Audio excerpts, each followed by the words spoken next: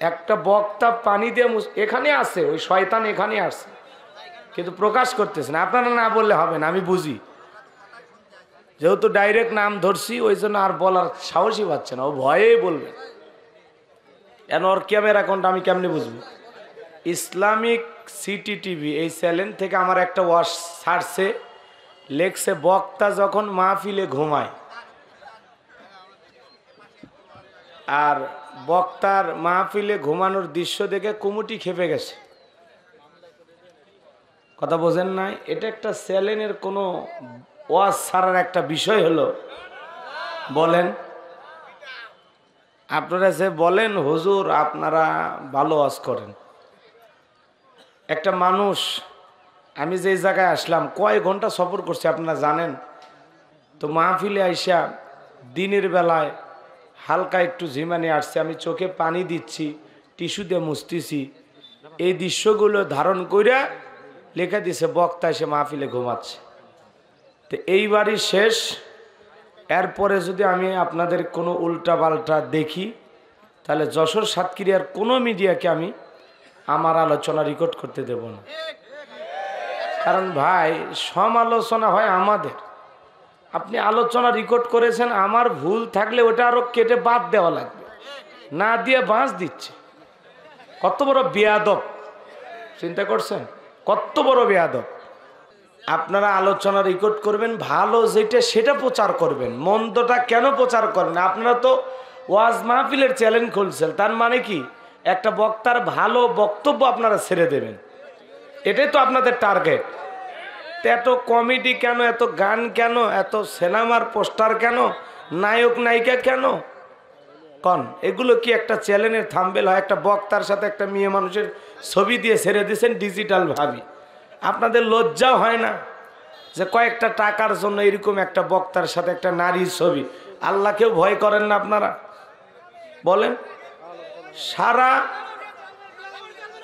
সারা দুনিয়ার মানুষ এই দৃশ্যগুলো দেখে। আজকে আপনাদের কারণে মানুষ মনে করে এগুলো হাসানো বক্তা, কমেডিয়ান বক্তা, গান গাওয়া বক্তা। বলেন, আমরা মাঠে ওয়াজ করছি, ধরেন এক জায়গায় 2 ঘন্টা আনন্দ ফুর্তি মজা যা আছে সব দিয়ে গেলাম, আলোচনাগুলো রেকর্ডিং হলো না, তাহলে এখানকার কথা এখানেই থাকতো, ওই টেলিভিশনে নিউজ হইতো না আমার নাম। কথা বোঝেন নাই? কারণ আমরা যে কবরের ওয়াজ করেছি এটা ওরা তুলে ধরবে না, নামাজের ওয়াজ করেছি এটা তুলে ধরবে না, জাহান্নামের ওয়াজ করেছি এটা তুলে ধরবে না। ওরা ধরবে কোনটা দিলে আলেমদেরকে নিয়ে মানুষ হাসি তামাশা করবে, সেই বক্তব্যটাই ওরা ভাইরাল করার চেষ্টা করে। ওরা একবারও লিখবে না গোলাম রব্বানী যশোরে এসে মাকে নিয়ে কান্নার ওয়াজ করলেন, এটা লিখবে না। ও লিখবে ডিজিটাল শ্বশুরি শাশুড়ি, ডিজিটাল মা বাবা। ওয়াজের মানে লেখার সাইজ দেখে মনে হয় কি কন, এটা একটা চরম বেয়াদবি হয়েছে, অনেক হয়েছে। একটু পরিবর্তন হন, আল্লাহকে ভয় করে এখলাসের সহিত সহি নিয়তে কাজ করে যান, আল্লাহ এমনি বরকত দেবে। হালাল 5 টাকা খান, হারাম 5000 খায়া হজম হবে না তো? কথা বলেন না কেন? এই জন্য মিডিয়ার ভাইদেরকে আমি সাবধান করে বললাম, আমি যদি কোনো চ্যানেল এইভাবে খুঁজে পাই প্রয়োজনে ওর নামে মামলা দেব। আর না হলে কোন জেলার ফেসবুকে আমারও কিন্তু আইডি আছে, আবার আমারও পেজ আছে, এগুলোতে দিয়া খুঁজে খুঁজে বাই করে যা করার করবো নি ইনশাল্লাহ। এই জন্য ভদ্র আছি, ভদ্র থাকতে দেন।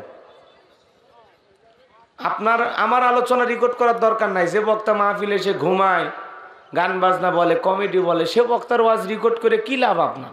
ভালো বক্তাদের ওয়াজ রেকর্ডিং করেন, যারা হক্কানি ওলামা ইকরাম দ্বীনের সহি কথা বলে তাদের কাছে যান। আপনাদের এলাকায় মসজিদে মসজিদে বয়ান হয় না?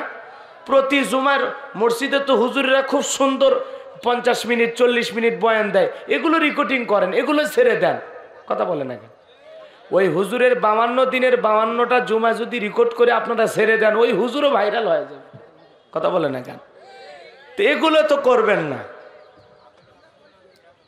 আল্লাহ পাক আমাদের হেদায়েত দান করুক, জোরে বলেন আমিন। মনের দুঃখ নিয়ে 2 একটা কথা বললাম, আপনারা জানেন, কেউ কিছু মনে করেন না।